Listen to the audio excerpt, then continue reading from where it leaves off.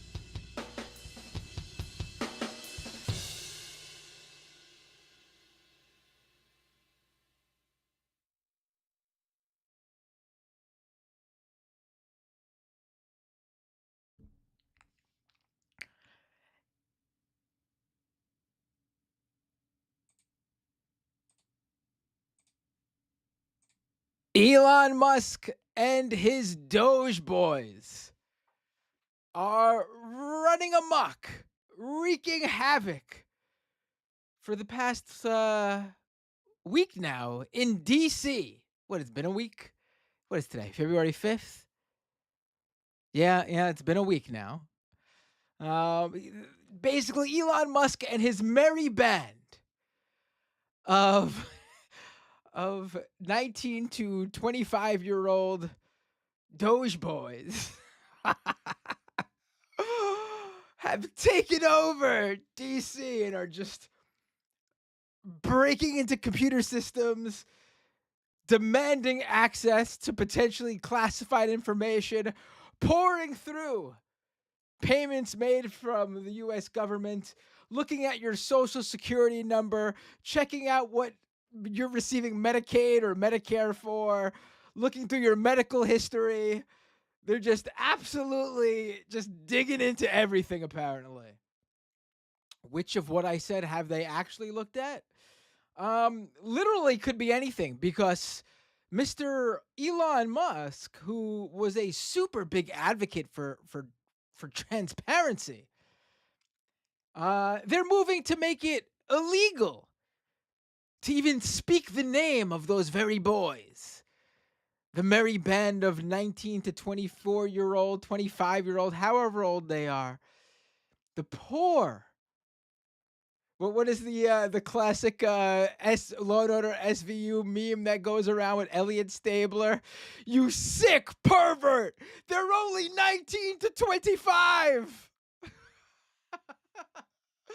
What are you, some kind of pedophile, reporting on the sweet young 19 to 25-year-old boys that are breaking into the Social Security system, rifling through your medical history, going through your payments, just looking at every piece of personal information the U.S. government has on you?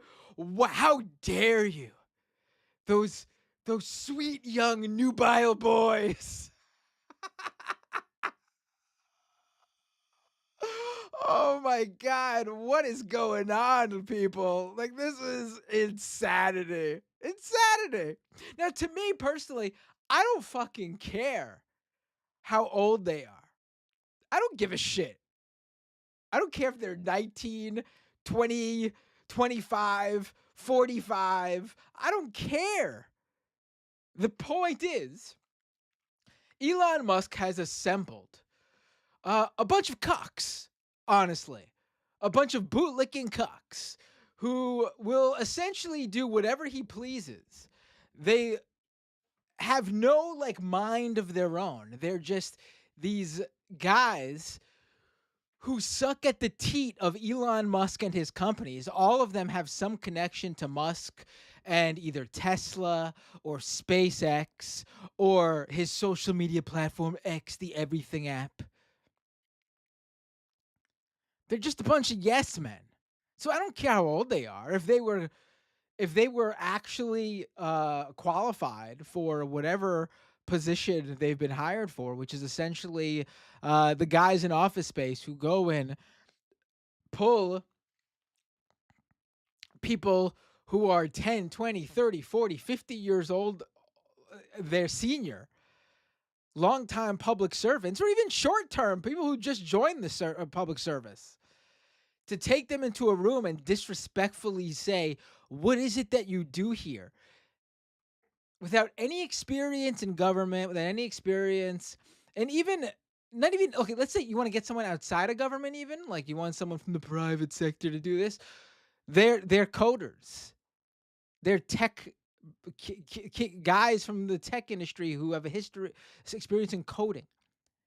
They're not even people like human resources or project management or anyone who has any ability to even make the decision correctly in terms of is this person actually doing a job here?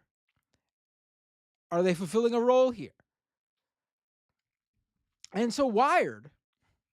So I don't. Again, if they were had full on experience at government efficiency, like that's their actual specialty, and they graduated from school dealing with government efficiency or whatever, then whatever, who cares? But these are a bunch of tech engineers who think they know it all.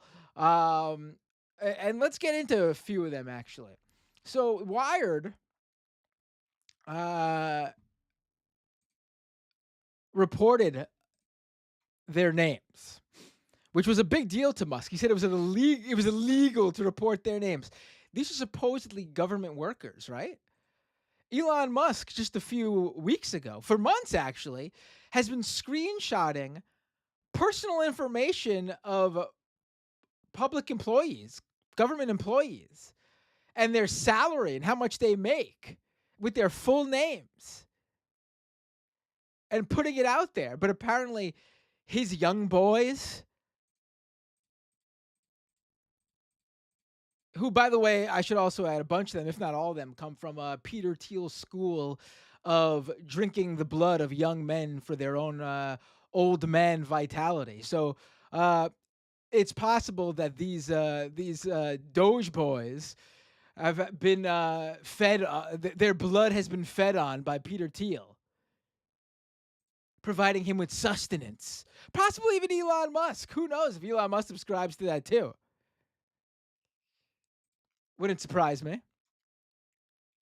So here's their names. All right. Luke Farritor, who apparently is the genius that no one is allowed to say a single bad word about because he built an AI model that was able to decode a word or like a sentence in some like ancient Greek or ancient Roman scroll, which again, that apparently makes him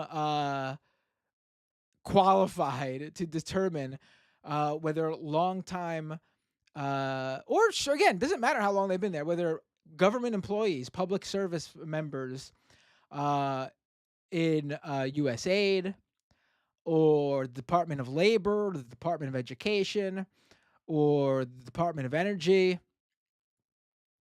or whatever they're now, whatever agency they're currently rifling through, the Veteran Affairs, apparently decoding the word purple in an ancient scroll using AI makes him very qualified to determine, uh, you know, if a vet deserves their benefits. So yeah, Luke Farritor, you got Gautier Killian. Don't know much about him or this guy, Ethan Xiao Tran. You got Akash Boba, who, by the way, it's been pointed out that for the right wing anti-immigration folks, he's only here because his father's here on an H-1B visa. And then you got Edward Korstein, who is the youngest of the group, which again, I don't give a shit. But his username online is Big Balls. And it's been discovered that Mr. Big Balls Korstein is a Nepo baby.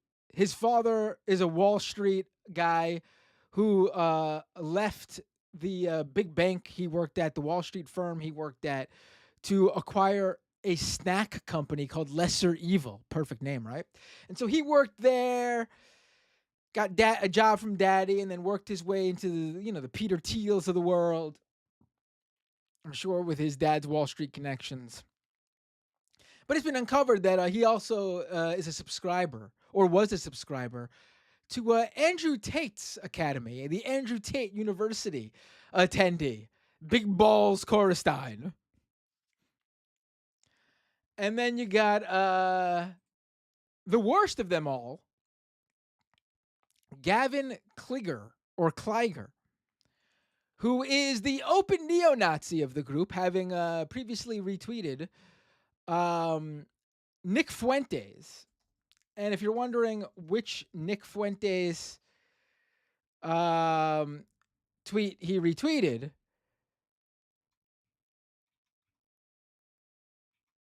it's this wonderful, super racist one.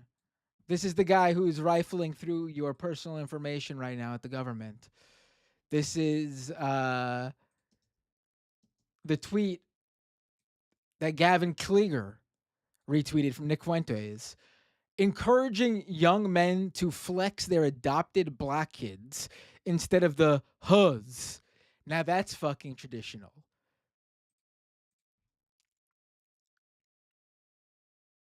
That's the. It was in reply to a tweet of a multiracial family, by the way. That's the tweet he retweeted.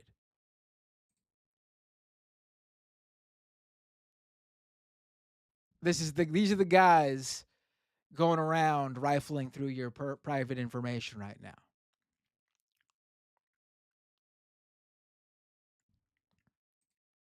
The DOGE Boys. And by the way, it's just not them. There's other people that Musk has tapped from his companies. There's this guy's another great one. Let me pull it up here. This is a guy going around. Where's his name? Here we go. Thomas Shed. Who comes from Musk's companies, is trying to force the tech agencies of the U.S. government to implement AI throughout the agencies. And when told that there are issues with it, potential issues,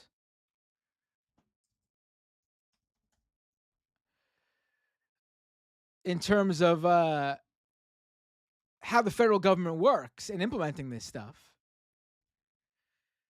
in terms of the law,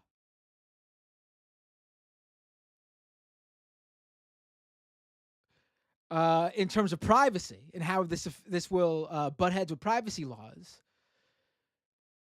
Shed just said that it's just there's a roadblock, and that they should still push forward and see what was possible. Just do things, flaunt the law, just do illegal things. Which is, by the way, there's plenty of litigation and lawsuits being filed right now about the legalities involved, how illegal some of this is, with these unappointed DOGE Boys accessing potentially confidential information, definitely sensitive data. And then, what was this other one that I saw? You got, this was wonderful. This was a good one. And then you got, apparently they were coordinating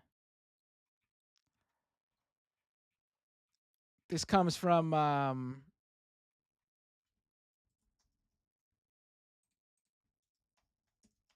404 Media.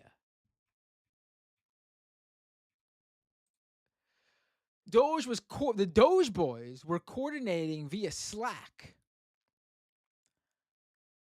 but they've been ordered now to stop using Slack while the government's lawyers try to transition the DOGE agency or the DOGE, whatever they are,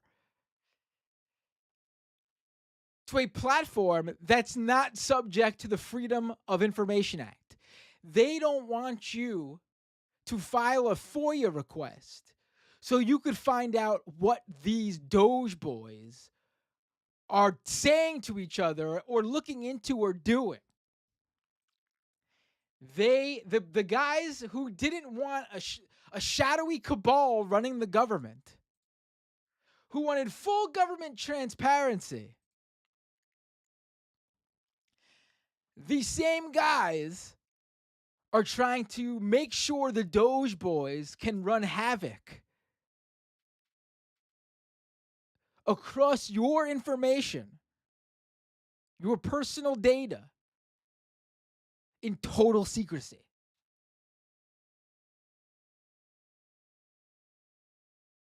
The DOGE boys, ladies and gentlemen. This is it really surprising? I mean, but we have sort of escalated here, haven't we? We went from that first week of Trump, just basically signing, for the most part, meaningless executive orders, changing the name of like Denali to Mount McKinley and Gulf of Mexico to the Gulf of America. Meaningless, really. To him doing his little dance about tariffs. He threatened, as he loves to do, tariffs on Canada and Mexico.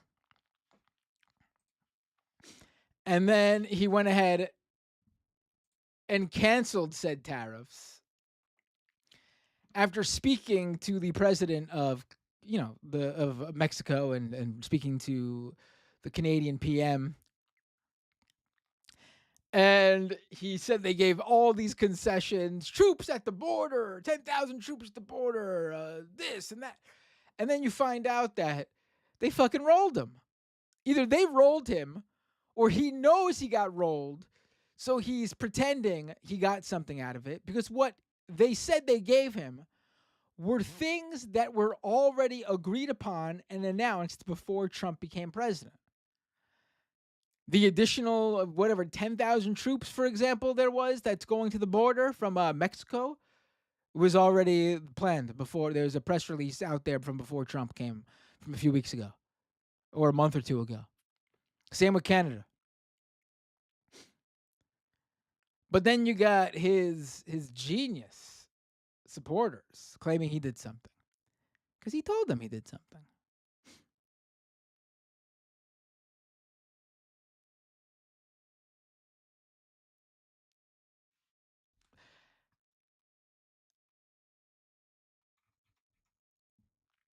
By the way, they're, like I said, for the most part, meaningless executive orders. That doesn't mean all were meaningless. He signed a whole bunch of them. There were ones that were truly terrifying for the people they affect, such as transgender people. Those obviously were not meaningless. But out of all the executive orders he signed, the vast majority were just him puffing his chest and beating his chest. That's the truth. And then the tariff thing happened, but now, over this past week,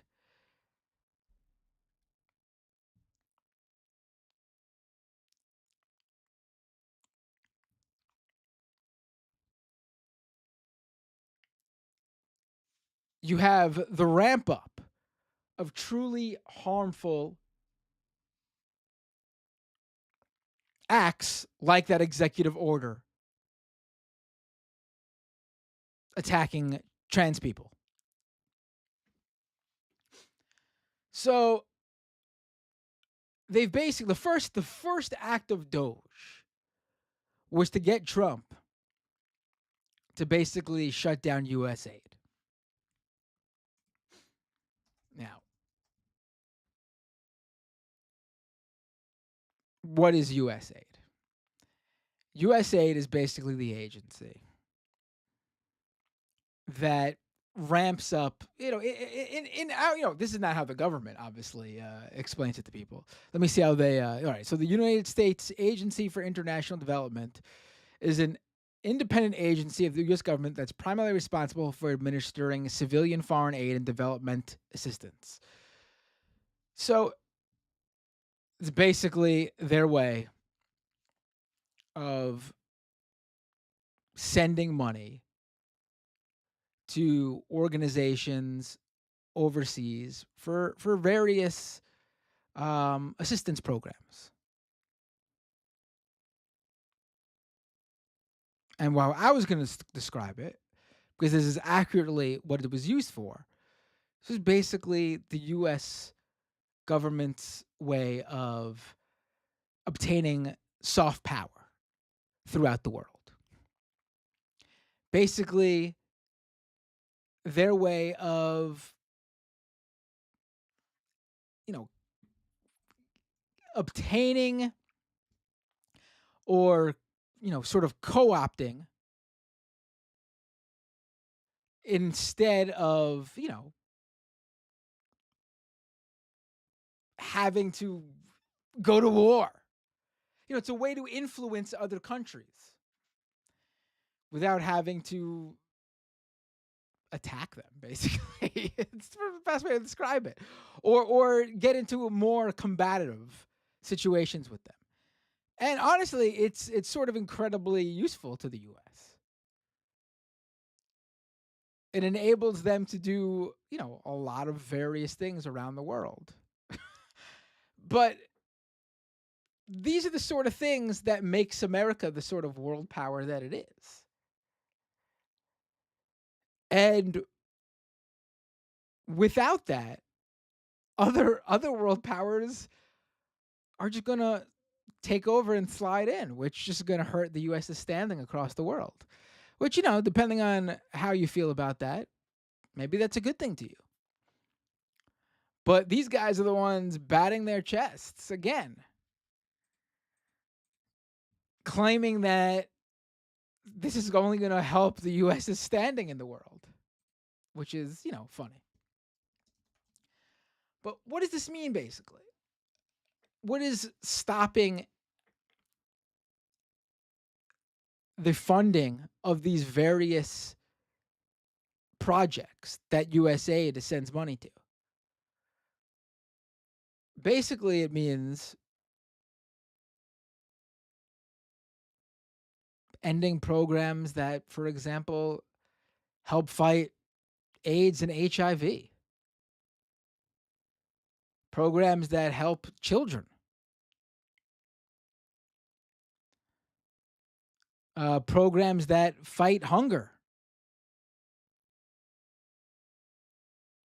Programs that help end infectious diseases, contagious diseases, epidemics.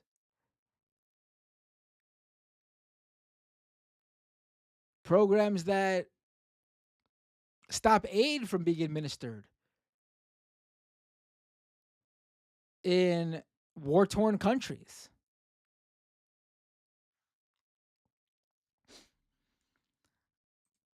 This is the sort of thing, I've seen go around. A good example of why someone like Elon Musk wouldn't like this. USAID, speaking also about that soft power thing, right? USAID helped fight South African apartheid.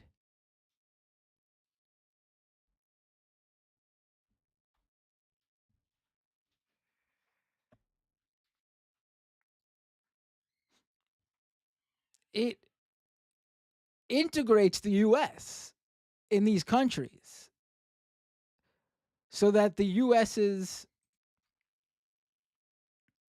I guess you could say, rivals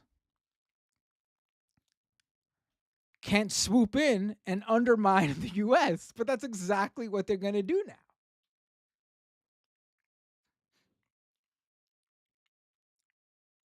Well, that's what we'll get, right? We'll see how this turns out, right? Basically, it looks like they're going to just lay off the entire agency. They've already moved whatever whatever's left of the agency that they want to continue to to work under Marco Rubio's State Department.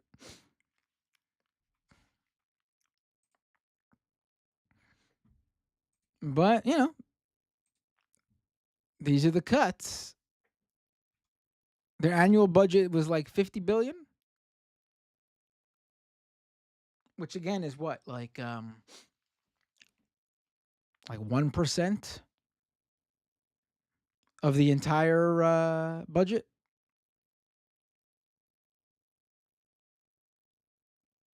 This is going to be this is they're really penny pinching here, right?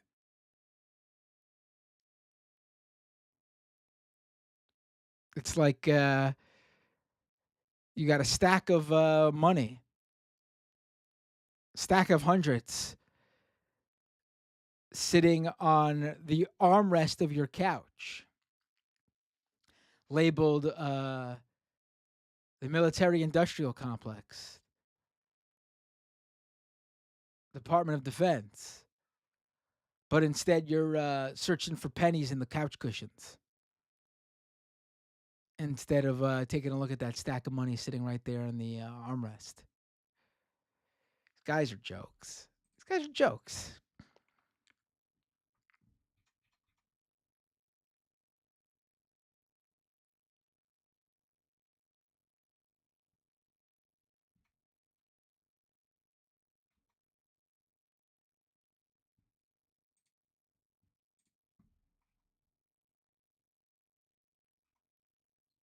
Um, what else? We got they also the fork in the road, right? The fork in the road. They sent out a letter to government employees on accepting a leave. They can take a buyout of like 8 months, but it's unclear if they could actually do that. But apparently, they were hoping like something like a large portion of employees took it. But apparently, only 1% of federal employees decided to take the buyout. And if you actually look at how many employees, how many people, how many government public sector workers leave the workforce every year, it's something like 6% or something like that. so, so they basically got some of the people who agreed to take that 8 months of pay to leave, who were planning on retiring anyway. So what a perfect year to retire, right? If that pans out for you. Usually you just retire and that's it. You're off. You're out. But now you could take that retirement a little bit early. You get 8 months pay. Again, if this all pans out. That's that Department of Government Efficiency, baby, saving taxpayers money.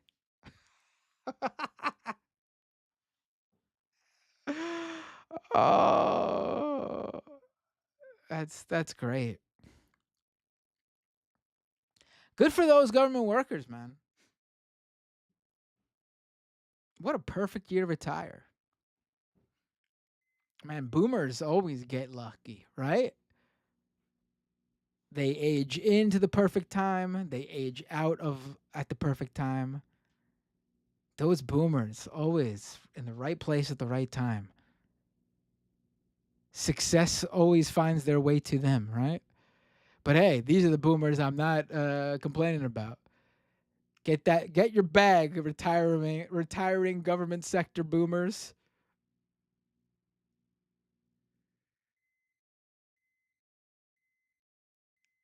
Again, if this pans out,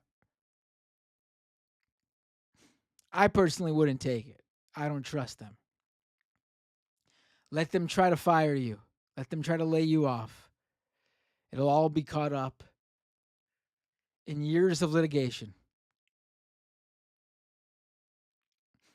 And then eventually, almost assuredly, the government will be forced to pay you back pay.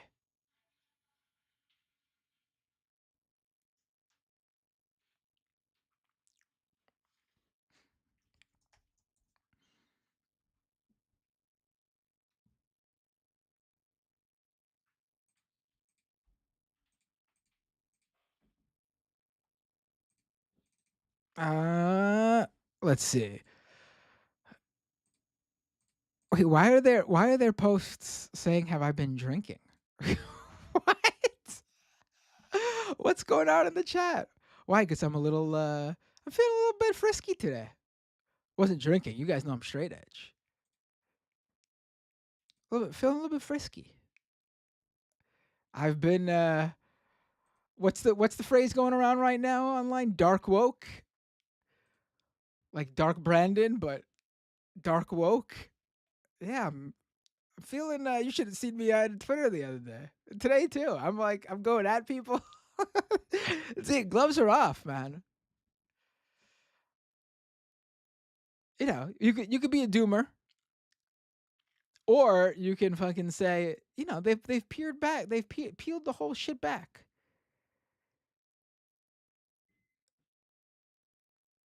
People who are openly sig-hailing, retweeting white supremacists, sharing Nazi talking points, saying racist shit. There's no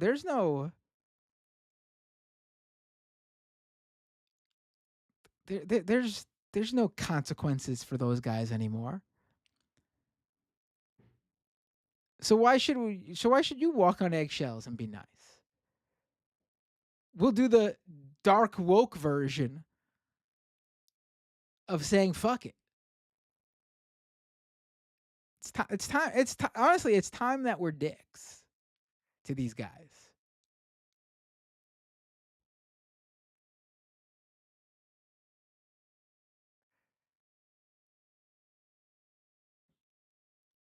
Honestly, and again, I don't mean like just random Trump voters and supporters. Now, those people, they're gonna see what happens. I mean, I'm sure there's already Trump voters who are being affected by all this, but they're gonna see the consequences to their actions, and we need to be there to bring them into the fold. Honestly, I know it's easy to dunk on them, and trust me, there'll be plenty of people to dunk on. But like the average person out there who's not MAGA, who just voted for Trump, there's 74 million of them. The vast majority of those 74 million are not hardcore MAGA guys.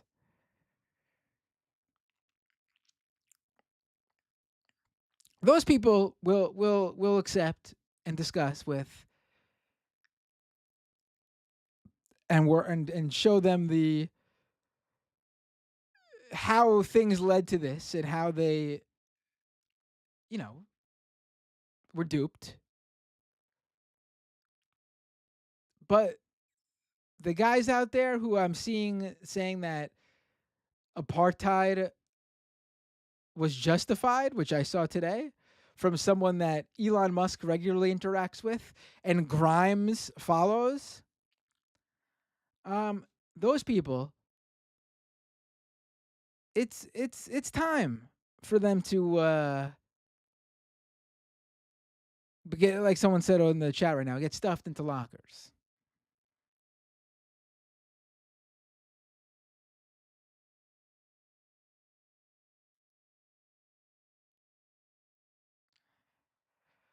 When they go low, we go lower.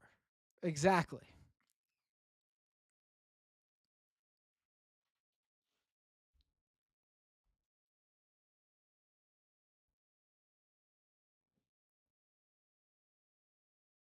there are no like the idea like the idea that there's anything like holding anything back anymore, like the institutions and stuff. It's all bullshit. It's all ludicrous. There's nothing protecting you from these guys than their own inability to do things.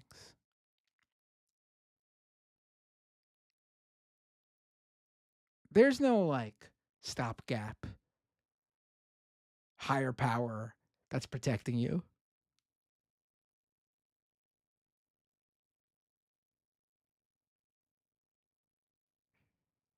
Stop being nice to these guys. Stop being cordial with these guys.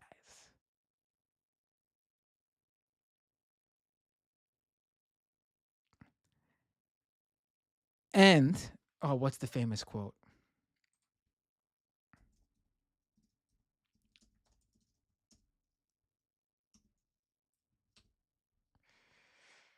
Where is it? There. Yeah, here we go. I wanted to make sure I got it right. All right. Perfect Karl Marx quote. When our turn comes, we shall make no excuse for the terror. Yeah, it's time. And there's no better time for us to adequately fight back against these guys than right now. Because the libs, a huge portion of the Democratic base, the resistance of 2017, 2018 that never came in 2025, they're fed up with the Democrats in Congress.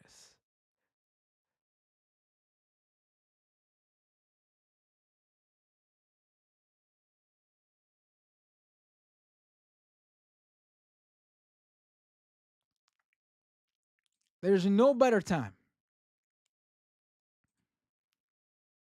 because even the libs are out there begging for someone to fight for them.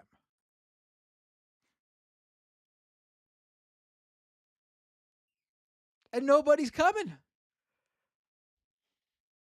You got Chuck Schumer out there at a podium getting turned away from the USAID agency. Going, we will win. We will win. We won't sleep. What are you doing? You're doing nothing. Nothing. Half the Democratic senators are voting for Donald Trump's appointees. Nothing.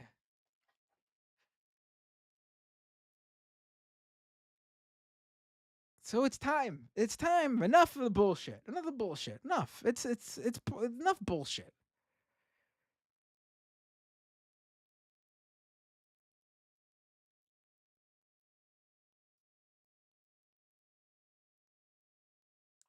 People are laughing at my Chuck Schumer impression. That's what he did. That's what he fucking did. People are aroused, he said. I saw him. I actually saw him in person the other day. I took my family to the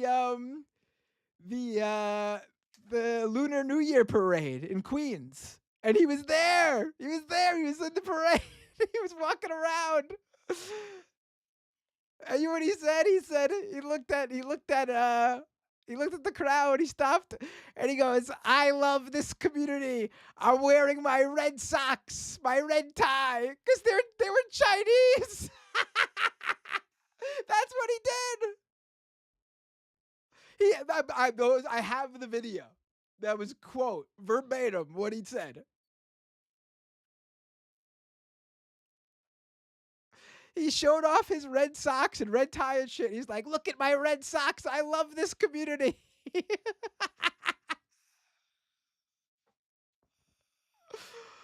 Oh my god. By the way, I love the community too.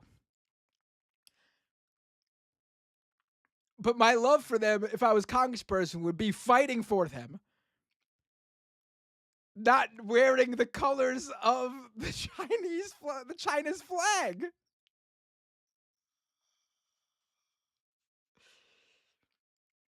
I'll look at the. I gotta edit. I can't play the video right now. I didn't even think of sharing it because it wasn't me. Like it was a family video. Like my kid. I have to make sure my kids aren't in it. Uh, they're not in the part where I get Chuck Schumer, but they're in the broader video, and it's on my phone. And I gotta. I'll look for it. I'll look for it. But I got that part on video. I didn't even think of sharing it because it wasn't meant to be like me. Me. We're at the parade, and my wife's like, "Oh, look who it is!" And Chuck Schumer's walking by in the parade. He's got his security detail car behind him, and he's got his aides holding up "Meet Chuck Schumer" signs. And listen, good for him for showing up. Kathy Hochul had a little truck as her float. She didn't fucking show up. So good for him for showing up at least. But I could not believe when he said that.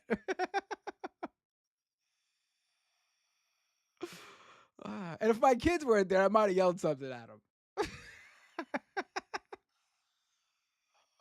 I still want their life to remain as normal and happy as possible over these next few years.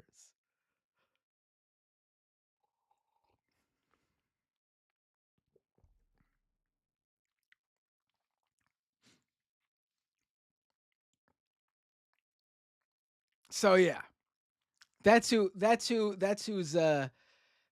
here, by the way, to protect you from the DOGE Boys rifling through your information.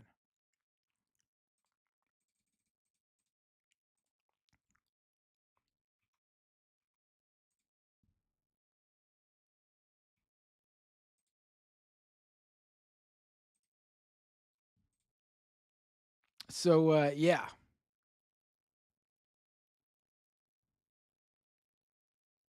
make sure it's time to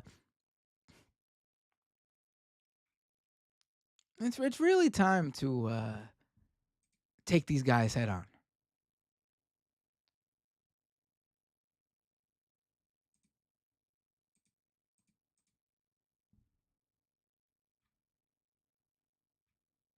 Yeah.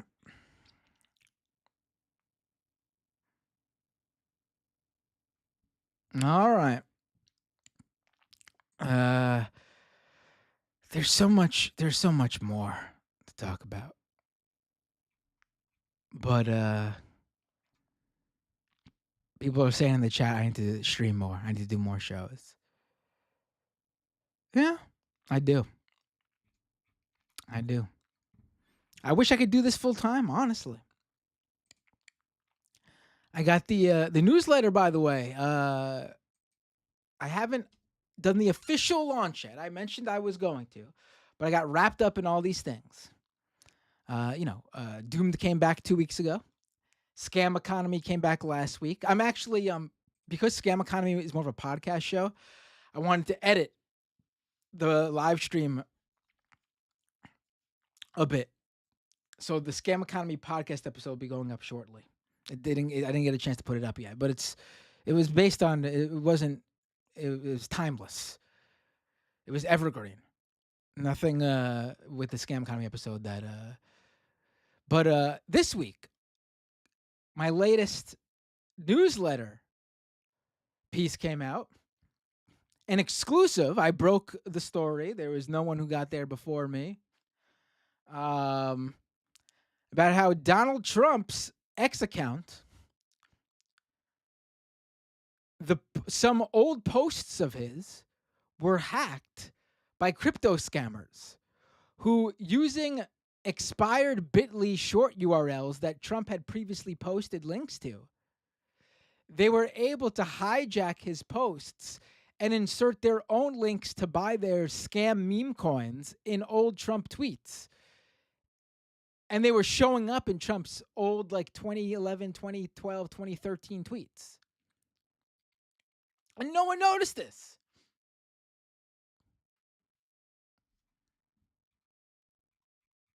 A few outlets picked it up after I broke the story.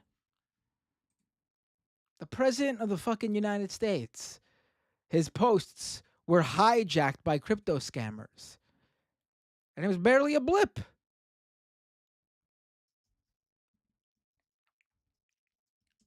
You know, if it was another outlet who covered it, I'm sure it would have got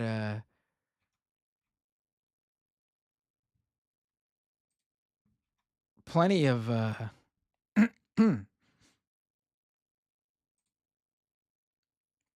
coverage.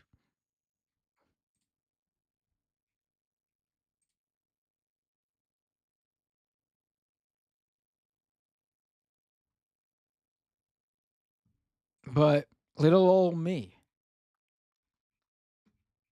Forbes picked it up. Gizmodo picked it up. They both sourced me, which is all. Again, I love that these outlets cover it, and as long as they cite me, that's perfect. I love it. It's what I always make sure to do. I love sourcing in my posts, my pieces, and my reporting. It's super important to do, and it only makes your work stronger. But yeah, disruptionist.com. That's the newsletter. Please subscribe to it. Subscribing to it is free. There will always be free things, free news.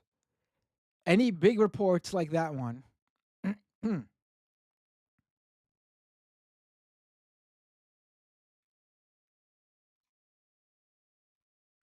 any big reports like that one will be free. I will be launching a paid subscription service for other sorts of information, analysis, breaking yet lesser important stories. Perhaps would go behind a paywall or partially behind a paywall.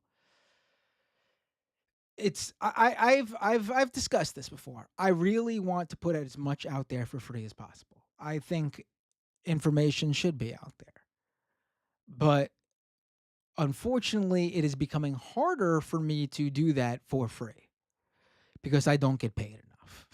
It's that simple. Like everyone else, expenses are rising. My children are getting older, and as such, more money is required to feed them and house them, and and there's other news on that front that I will be sharing in the future. But in order for me to keep doing what I'm doing, I need to take this more seriously in terms of it being a job. I've always said, the Patreon is there for people who want to support me, and still, if you can't, obviously, that please don't. But if you can, usually I'm just like, your support helps this show grow. But we're getting to the point where your support is going to keep me in the media industry, because otherwise I will not be here for long. It's just the truth. I'll still do live streams when I can, obviously, but I truly need to ramp up the ability to do this show.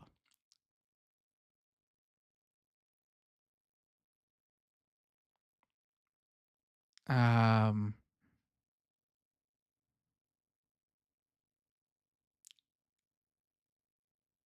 so if you're already supporting me, your job is done.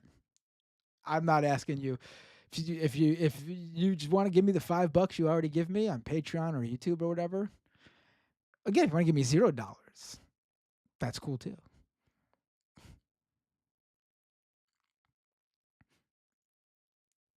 Um,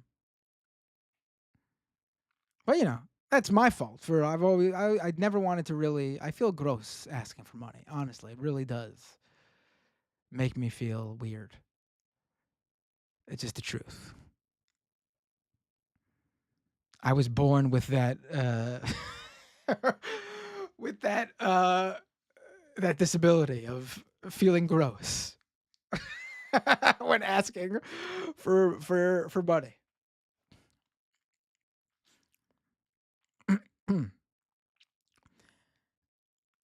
But yeah, so disruptionist.com,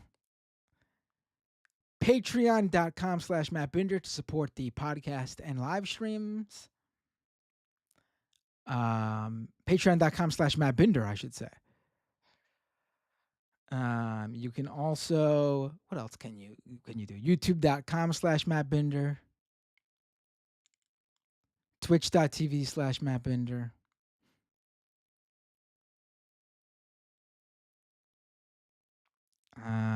You could subscribe there as well. If you're an Amazon Prime subscriber, you get a free Twitch Prime subscription every single month from Jeff Bezos. So send it my way. It's free for you. You're already paying Amazon for them to give you this subscription, this free Twitch subscription with your Amazon Prime subscription. Go to twitch.tv/mattbinder and give it to me, so you're not just letting Jeff Bezos keep more of your money.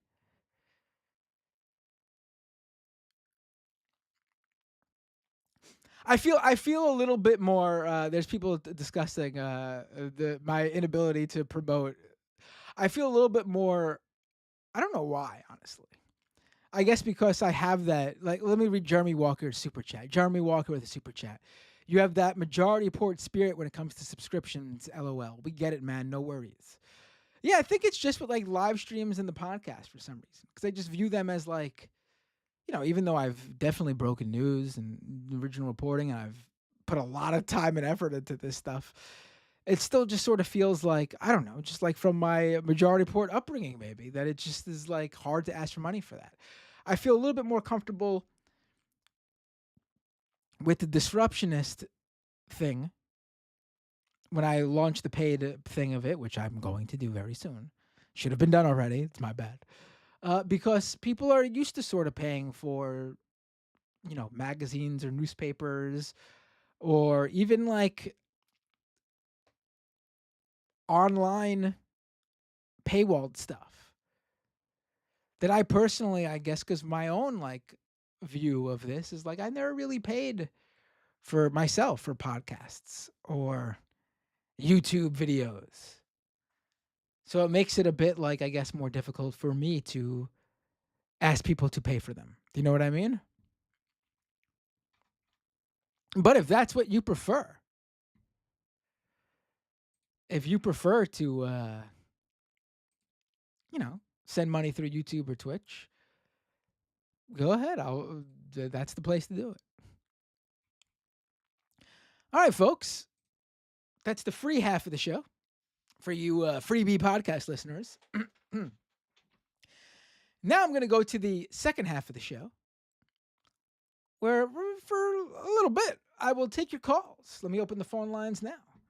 I'll give you the number right after a short break, so you're not calling into the phone lines now.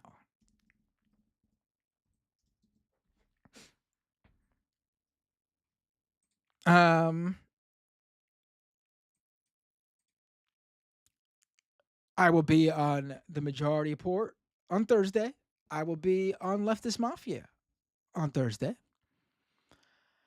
There'll be more scoops dropping at disruptionist.com.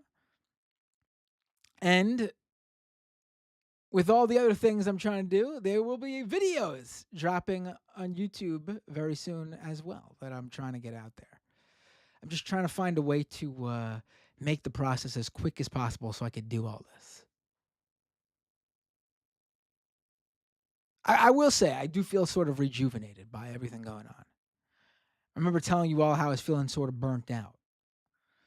The past like 2 weeks has been sort of rejuvenating for me to sort of like collect myself and reassess where everything is going and where to focus attention to.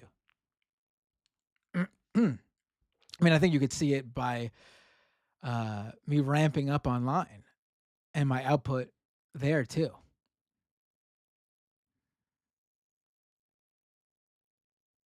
All right.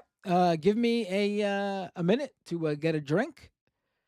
You don't go anywhere if you're listening to the live stream. Stay right here. I will pop up back on the screen in just a second. For you freebie podcast listeners, this is where I tell you I will see you all next time on Doomed.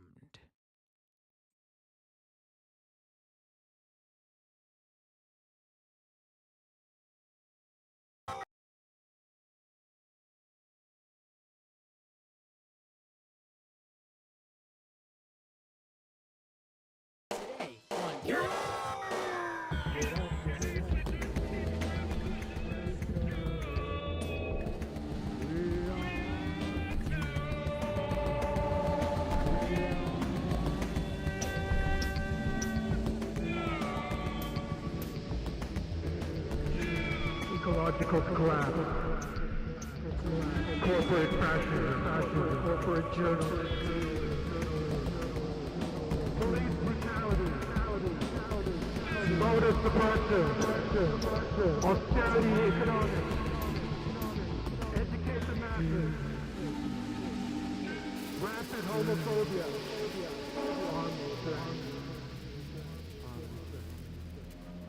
We got our first caller. Hey, where you calling from? What's up, Matt? Hey, You from Jamaica? Dave from Jamaica. How are you doing, my friend? What are we going to talk about today? I don't think you are exactly what you claim you are. I would say you're a conservative. What makes you a liberal? I'm pro-Green New Deal. Are you? Yes, really? Absolutely. No, I have watched the show. I've seen you completely come out and get really mad at Alexandria Ocasio-Cortez for some of the things in the Green New Deal. You mean like free college for black people?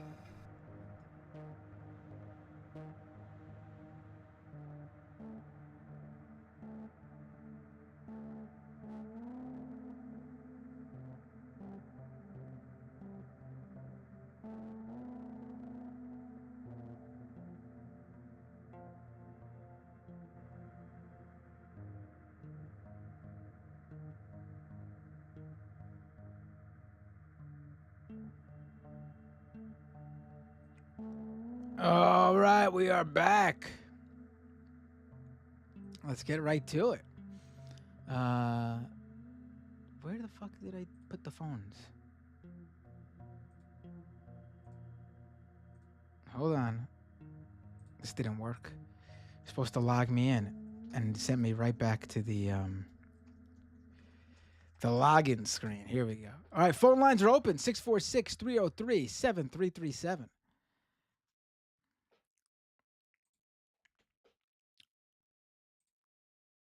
Hey, what's your name? Where are you calling from? Oh, wait, hold on. Wait, hold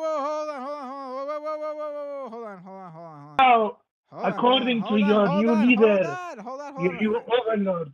Hold on, I wasn't pumping you through the, hold on, my bad, hold on. All right. You weren't officially connected to the This stream. is an outrage. Let's try this again. Hey, what's your name? Where are you calling from?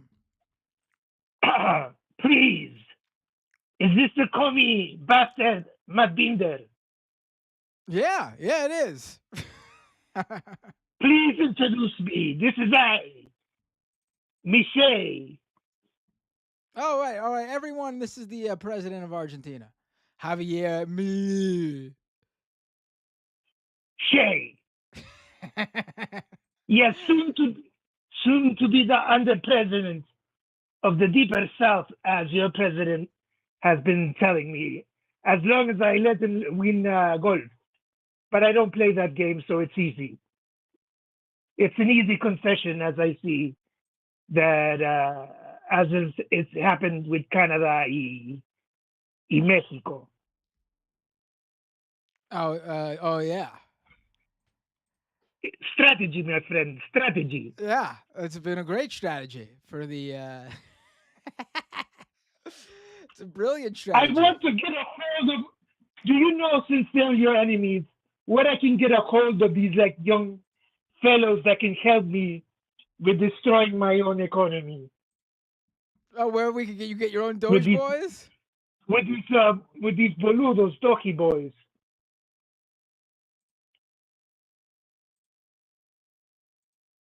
I don't know. Where can you get your own Doge Boys? I don't know. You think you should ask your buddy Musk. Yes, I tried talking to him, but ultimately he's been on a power trip, and that's me saying it. Oh boy. And as a superhero, it kind of seems like wrong talking to supervillains. You know, All right. it leaves the wrong impression. All right. In Argentina, I recently left the OMS, the WHO organization, the World Health Organization. Right. What about him? So now, yes, now it's strictly going to be laying on hands, and now it's going to be chicken livers, chicken gizzards, and all that kind of thing. It's going to be all homeopathic from now on. All right. Sounds good. Thanks. Is there anything else you wanted to say, President? What happens? It's too much doom for one call. Yeah. Thank you for the call, Michelle. I'm It has been an honor to talk to the communist chat too. take care. Have a good night. Oh boy. All right. Renee. Always a pleasure to talk to Renee. Not at his top game tonight though. Not the top of his game tonight. Hey, what's your name? Where you calling from? 438 area code. Hey, Matt. It's been a while. Hey, who's this? It's Osama. Hey, Usama. Is this Eagle? Yeah. Yep. It's. I've been trying to. I've sent you a lot of messages Have you? that Where? I Where'd you think send have me? gone unread. Sorry. Where did you send me? Discord, Twitter, Oh, Blue Discord. Sky. I think I sent emails. Oh boy, I have to check. I'm telling you, I'm flooded, man. I'm flooded. What's up though? What do you want to talk about? It's very haphazardous because I realized that you started streaming again, and I looked in my phone and like Matt Binder stream. I'm like, okay, sure. But one is still trying to arrange like the episode which What episode? you are with the leftist mafia, which you still haven't gotten around to. Oh, yeah. I gotta get them to get on board with what we're doing. Yeah, but the first step is talking with them though, because when I sent the message, I think Mike had no idea what the hell I'm talking about. Mike's got no idea. Well, Mike also doesn't know anything because he's never.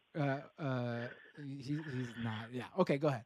Well, let's talk. Now. I was just saying. I was talking with someone like from the community, and I said if I could get a hold of Mike, he's the one who seems to arrange for all the meetings these days, so maybe he would be better suited for it. But I don't think I have a contact with him except you.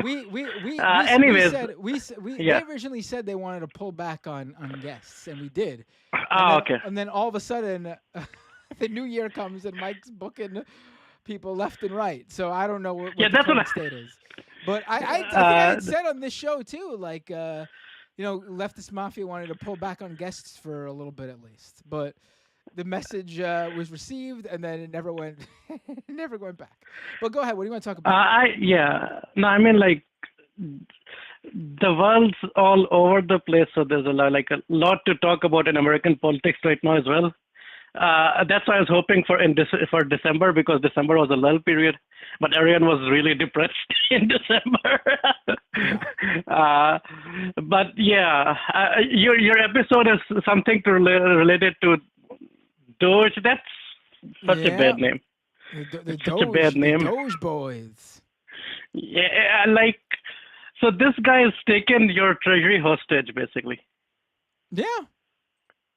That's something that's never happened to, like, I think, like, there are dictators, right? But it feels like this is something that hasn't happened in modern times, like to any country, like even like the really unstable ones, where just one rich guy just takes over the entire treasury of some nation state. Like I can't remember history well, right? But I don't think there's a precedent to whatever the hell's happening. No, there's not. I mean, listen, I don't think it's bad. Oh, like the idea of like going through this stuff and seeing where there's waste. The problem is they're not going through this stuff. They're just throwing out the baby with the bathwater.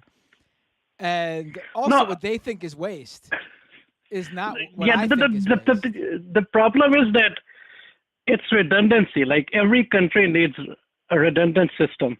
They don't need to work like some startup where they just try to make it as efficient as possible. Yeah. Yeah. It's like someone gave a good example. I think on a Majority Report, where when you build a bridge, you don't want even like a 1% failure or a 0.1% failure. Oh, but by the way, I should say that if anyone who listens to this show has any sort of tips, or like, for example, if you're a public servant, if you work for the federal government and you have something to share, please reach out to me. I will ensure that your information is secure and you are anonymous, and that they cannot get anything about you if they come looking. Because that's sort of the criteria right now, right? Because like the people working have been going to journalists because they're saying that there's no one they can reach out to anymore. Like they fired the attorneys generals, for example. Like there's no one higher up left anymore that they can just go to talk about this stuff. So they're looking to journalists now. Well, yeah, who are you going to talk to without work, like without the insurance that they're not going to rat you out to yeah, but that's the point. Those were the higher officers that they're getting rid of, right? The ones that you could have talked to. The bureaucrats, the ones they're going after, basically. Yeah. And now I read something like he's ending the education. How can you end the education department? Like, I don't think I think that was just the headline, but that's the next target, right? Is education. Yeah. Education. They're gonna go after the VA. They're gonna go after Medicare and Medicaid. They're gonna go after everything. Listen, like I feel like I hate they're gonna push where they push. I hate this is where it's come to, but they said it themselves. They're admitting it now themselves. There's going to be pain, and unfortunately, listen, I'm not someone who is an accelerationist that wants bad to happen. I tried everything in my power to help avoid the bad from happening. But once the bad is here, then you know what? If you can't escape it, then you know what? I am a little bit of an accelerationist once it's here. I wanted to avoid the worst, but now that the worst is here, it's time for it to really show people exactly what it means. Yeah, like a lot of people are saying this is that him like doing something so bad that like you just see it from the beginning is much better than him degrading things up until because eventually it will happen, but he degrades everything else so badly that by the time it happens, there's just a bigger mess to clean up, right? Yeah. If he does it quickly, then at least you can restore it quicker and figure things out quicker. But if it keeps going, then you don't know. Like it's like Jenga now, basically. Like they're pushing and to see which block they can move, and that it's making it more unstable. And the quicker it falls, it's kind of better. But your government, like, I don't know, like we have corrupt governments. I talked about Balochistan and Pakistan and everything, and you can sort of like guess things that would happen, but your government is like literally there's no guessing. Like they lock themselves in the in the treasury or whatever they were doing. USAID is gone apparently. Of course they might just they're so crazy they might just destroy the UN building next or whatever. I don't know what they can do anything. Let them, yeah. Like I feel like the UN needs to do something before they do anything like that, because the UN building being in the US is kind of a threat to the world right now. Like people shouldn't go there from other countries for the UN, I think. Oh yeah, I would not. If I didn't live here, I would not come here right now. Yeah, like if I was the UN right now, I'd be planning out like, okay, we're not gonna go to the New York building. We needed a new base of operations. Yeah. But like, so at least Canada, the Canada thing is off for a month for now, I guess. Because he chickened out. He chickened out. He didn't get anything out of it. He chickened out. Yeah, he did it. Of course, he didn't. He was never going to get anything out of it. Personally, it's probably good for Canada because. Oh yeah. No, not because anything's gonna like they're gonna hurt from the tariffs. They've already laid out a pretty good plan to deal with it. Treat it like it's COVID. Treat it like there's a mass government stimulus package over it. Oh no, it's good for us. The more he does it, it gives Canada more time to work with other countries to make sure that there's the hit from the U.S. is very little. Like Canada and Mexico will probably just strengthen their ties. Mexico will work with other countries to get whatever they need from them instead of the U.S. No, beyond that though, it like Claudia Sheinbaum is extremely popular. This is just going to solidify her popularity even more. And on the Canadian side, because Pierre is such a cuck to Trump, it's hurting him and the conservatives, which we thought was like just an inevitability that whenever the elections happen, they're either going to get a minority government at best and then a majority government most likely. But now that's hurting their chances. So the more they focus on Canada, it's better for us here in general, because that means that it like delegitimizes the conservatives here, and it's also revitalized like at least Canadians to be a bit more cognizant.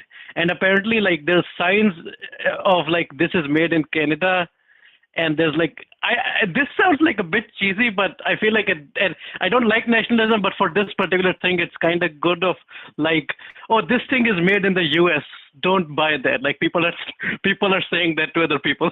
You buy this thing instead, which I think is that sort of nationalism, if it's against like a fascistic state, is sure, and it's forcing every country to decouple. Like even if you're not targeted with the U.S. right now, like Brazil or somewhere in like the other European countries, for example, you're gonna focus on decoupling from the U.S. just because of how unstable it is. So the only one it'll hurt other countries, but the only one that it's hurting more permanently is the U.S. itself. Yeah. Oh, and with the US aid gone, they don't even have soft power where they can leverage that stuff. So the countries will be like African and Asian countries will be like, we don't need to partner with the US. It's unstable. We can just look to Europe or China. Most likely, like it's going to be China or the EU, right? Yeah. So I guess welcome to the Chinese century. I mean, they're rejoicing over this. They're super happy about this. Like things couldn't be any better for them. This is perfect for them. This is like exactly what they couldn't ask for something better. So people were saying that like China might invade Taiwan, and it still might, but I don't think it would because it doesn't need to because like Trump is tariffing Taiwan now, and China just needs to sit there. Like China needs to literally just they're just watch gonna the show happen. they know exactly what they need to do, and that's nothing. Why would they do anything? Yeah, exactly. The whole world's gonna why would they do something that makes them look unhinged when all they got to do is be the adult in the room? Like literally, they just need to act like the adult in the room, sit back and let Trump and the United States deface themselves on the world stage. Yeah. And they're facing a domestic crisis anyways, which they can just focus on now. Like they have a housing bubble that's about to burst, and they need to figure out what to do with the the lowering of their population and people getting older. So they can just focus on all those issues that they have, and not worry about the international anyways. Yeah. And everything's being handed to them. So I guess maybe we start learning Mandarin or something. Hey, China, I know, you could probably go to China and, you'll be a talent that they're looking for just for, is it China that hires, I remember reading this story that like, they're like Chinese businessmen who are just like white people who get hired because they're white people. Because they look American. There might be. I think it was China. Yeah, like they just get hired because they look American. They hire white guys. There's also the funny thing that they have like an American businessman on the. I guess just a bunch of just move to China. Every one of those companies will need an American on their staff, and just. It's like a mascot thing as well, I think, where because of the like racism and everything, if they just have some American some white-looking guy in the front, not actually doing anything but just looking the part, then then other people trust them more type thing. Where because of like their we need to do dealings in Europe, we'll just get this white guy from America. Yeah, that's. The sky is the limit for our new. I'm not white though, but Chinese, for me. But you know what? They're gonna need to break all over the world. They're gonna need to move into the Middle East. They're gonna need to move into India and Southeast Asia. They're gonna need to move into South America. They're gonna need to spread their wings and fly. The U.S. is leaving up all this openings and all this opportunity, so they're gonna, they're not just gonna hire an American businessman anymore. Yeah. They're gonna hire, they're gonna need their tokens from everywhere. and Chinese, if they could get over their racism, like they need immigrants now, right? They could start like stealing all the brain drain that happens in Africa. They could start stealing from Africa and other poorer Aryan nations. They're gonna need to hire African businessmen. They're gonna need a Caribbean businessman. They're gonna need not just businessmen, just people in general, working age population. Polynesian businessmen, Samoan, the whole world there's about to be openings for every person from anywhere in every Chinese company. But like Japan had this same issue, right? And they didn't get over the racism, and now they're just declining. And they have cities and villages that are emptying completely because no one lives there. Listen, if you go to CES, like the vast majority of those companies there at CES are like Chinese-based companies. Oh, of course, yeah. It is. China, in terms of they're like, why are we gonna? Look at the AI industry in shambles because of DeepSeek. Like China just had like in terms of practical tech, right? I think the Chinese are leading anyways. Like whenever I hear about like battery tech or fusion tech or anything, it's either like sometimes it's some European, and a lot of times it's some Chinese researcher or Chinese company or or something in China. Like the US has started focusing on this stuff anyway, so it was now everything's open. But yeah, the biggest issue is that the US still has a lot of power. If DOGE breaks your treasury, then, and if something happens, then somehow the US defaults on its payments or whatever, then the whole world would go into like maybe a recession, maybe a depression. I don't know. Maybe we could have like a repeat of the Great Depression, just repeating the same century again. Yeah. As long as we don't get a world war after that. Yeah. Are there we'll any see. like? I don't know. But Usama, Are let there me any like? let me Yeah, go yeah, of finish course. this one. Other people. No, go ahead. Finish this one, and then we'll Yeah, I was just saying, protect any weird like monarchs or top level figures in Austria or around that area, and then I think we should be fine. There you go. All right, Usama, have a great night. Appreciate the call. This was a lot of fun. Yeah, have a good one. Bye. All right, let's go back to the phones. Hey, what's your name? Where are you calling from? Your 717 number. Hello? Hello, 717. You're on the line. Oh, hello. Hey, how are you? All right. What's your name? Where are you Hanging calling in. from? Calling from Pennsylvania. Pennsylvania. And what's your name? We'll go with Jim.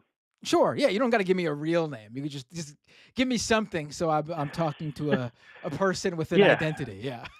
Yeah, no, exactly. No, so, as someone on a federal contract right now, I kind of don't want to give Ooh. my real name. Oh, no, please. Hello, Jim. What would you like to talk about? Please, let's are you about to give me a scoop here? You about to break some news or I don't know, man. Well, that's the thing. No one knows what's happening Right. at any point in time. It's Right. kind of awful. Breaking news. Nobody knows what's happening. Yeah, sorry to be the bearer of such nebulous news, but Can you give me a broad description of what it is that you or your company is contracted to do, so that get an idea of where you're getting the shit from? Don't give anything you feel like will be identifying. Yeah, that's the tricky part. So I do deal with some security aspects of some things. Cybersecurity, you said? Perhaps. Okay. All right. No, that's all you gotta say. But That's yeah, pretty. so That seems pretty broad enough. Where do you have any insider information on what the DOGE Boys are doing based on your own experience? I mean, a little bit. Ooh. As a contractor, I'm not getting all the direct emails. Right. Do you have all do you have contacts who are Yeah. direct So, employees? as Yes. yeah, I do have some various contacts from employees that are getting the "you should resign" emails. But one thing that's not widely reported with the OPM emails coming out is they all look exactly like phishing scams.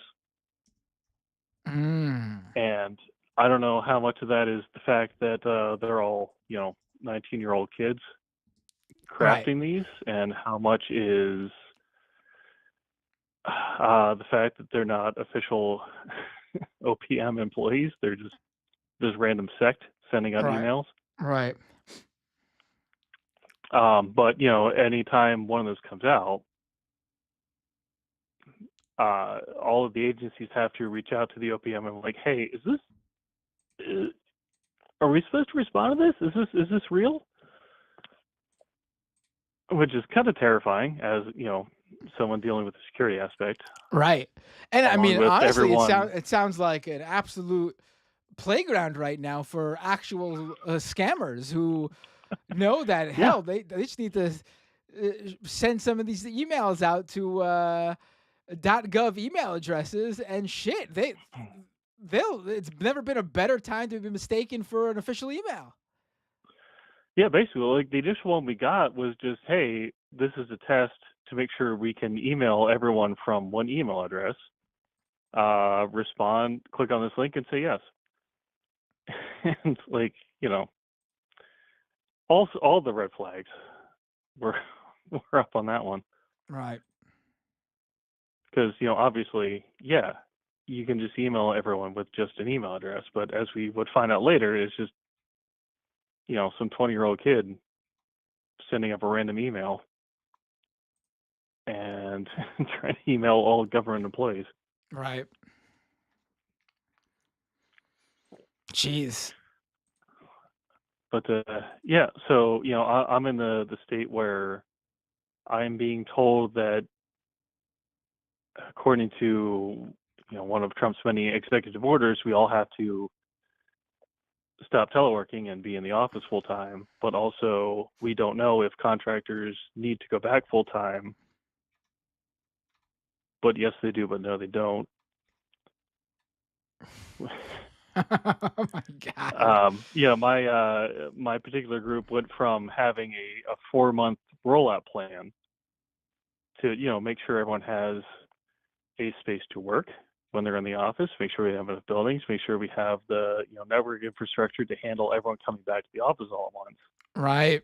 And then we went from that to Also, they want to they want to cut their the property they rent out in half. They want to Yep. cut their office space in half. Yeah. No, I saw that after we got the order of everyone's coming back next week for where you work. There's cutting buildings. Like where I'm based out of, we're lucky enough to have enough office space for everyone. But the area in which I'm actually functioning is going to be less efficient if all of us are in the office. Because of some stuff we have to do. So DOGE is absolutely making my job less efficient and more stressful and Right. completely chaotic. Right. Oh boy. All right. I mean, what's are you basically waiting to see what happens Friday? Like that's like the countdown now, right? Till Friday? Yeah, so Monday everyone's supposed to be back in. There are various Monday, exceptions. okay. Right. Yeah, Monday. Um, so like depending on how far away you are from where you normally, commute to once a week, you may or may not have to be full remote. It depends on if there's, collective bargaining in that particular base site. There's a whole list of things that just no one has an answer to because we crunched the time frame down to 1 week. All right. And no one has an answer on contractors yet. Well, keep me in the loop here. And obviously as you find out what happens with your place, Mm-hmm. You might have it could be bad and who knows. But if you do have if you're in a position where you can share things, feel free to reach Mm-hmm. out. Feel free to reach out, and I Yeah, I will. mean, I'm down for We could, being part of the resistance here. But what's a good way to contact you for this kind of stuff? yeah, reach out to me on Signal. That's probably the best way to do it. Signal. Yeah, Okay. you could my Signal username is hold on, because I used to just use numbers, but now you could actually use a username, and I forget what my username is all the time. Hold on. Fair enough.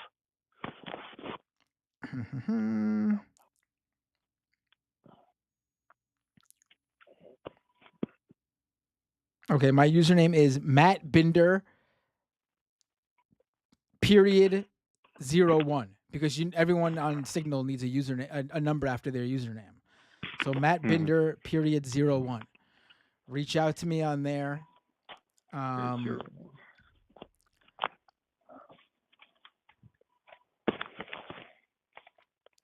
Just You obviously don't have to use the same identity. Just say, "Hey, we've talked before. I am Sure. the, whatever." And that's for anybody. Anybody who wants to reach out with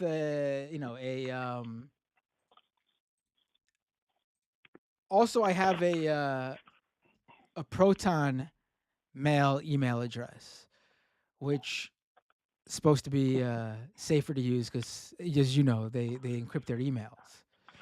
Yeah. So if anyone wants to reach out to me there, mattbinder@protonmail.com.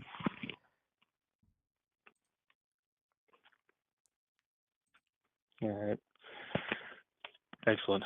All right. Yeah, I may be in touch then. Cool. And that's for anybody who has something they would like to, and it doesn't have to be about this particular thing either. Anyone who has sensitive information or information to share, a scoop, a tip, feel free to reach out to me there. It's only for that, by the way. If you're looking to get on this show for booking or anything, please don't reach out to me there. Yeah, and just to kind of further echo that, like, no one's really talking about this as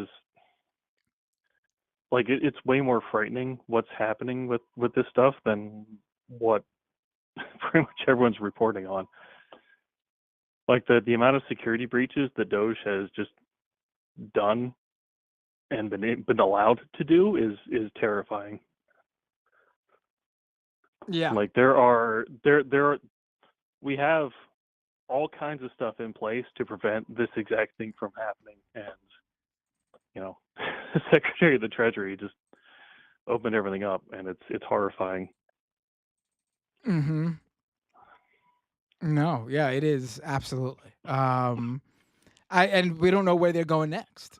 I mean, we sort of have an idea. Yeah, we don't know. Yeah, we don't know where they are. We don't know where they're going. Last I saw, I keep seeing stuff online about where Elon is, but I don't have. There's no confirmation of whether he was actually. He's like sleeping in the VA. Was he? He's like sleeping in some fucking office there. Like it is amazing. Yeah. Yeah. Well, I appreciate the call. They're, really do. They're just canceling contracts left and right. So who knows? Yeah. I mean, the thing is, like, if they wanted to do that, like, it's obviously, a normal thing for a contract to be canceled or whatever. But like, who the fuck is Elon Musk to be doing this? Like, right. And like, even at that, like, there's legal ways to go about canceling a contract. Yes. And absolutely. They're not doing that. They're not concerned about that. No.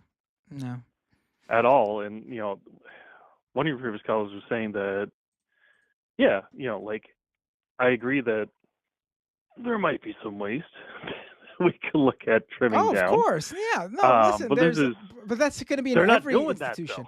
There's waste in everything. You mean to tell me that even like fucking Tesla is running like there's waste everywhere. Yeah, please. Yeah, no, but this is not the way to go about it, and what they're trimming down is not the waste. I mean, you could argue various implications of some of the things that USAID does, but just gutting the whole thing is detrimental to us as a superpower. So if they want America to be great again, cutting out our soft power is not the way to do it. Yeah. All right, I appreciate the call. Good luck on everything. I hope it works out in your favor, obviously. If you feel like you can reach out, don't reach out if you feel like you can't. Do what you got to do for yourself, obviously. Feel free to reach out anytime and to call, even if just like a very general update. It's good to hear from someone who's who's living it, as opposed to just like from the reports. Have a great night. Nice, you too. Appreciate it, man. Love your show. Thank you. I appreciate that. Thank you so much. Love all your stuff. Really appreciate it. Thank you, man. Take care. Thank you. We'll do one more call tonight. Okay. because I got some stuff to do in terms of. Oh wait, that person just hung up. Who I was going to take. Wait. Oh, I just hung up on because everyone's popping up at once. Hold on. Let me take this call. 503. What's your name? Where are you calling from? Yeah, what's up, man? My name's Anthony, calling from let's say Oregon. Hey, Anthony from Oregon. What's up? What was it to talk about?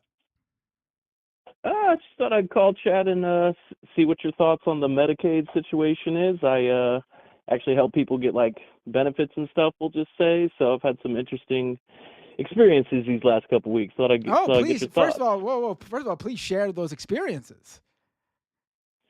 Oh, people worrying about losing their benefits and or not worrying about it. It depends on who you're talking to, but yeah, Wait, it's only been a little bit of time so far, so we'll see how it goes. Who's called you and been like, "Hey, just calling to say I'm not worried about my benefits." Right.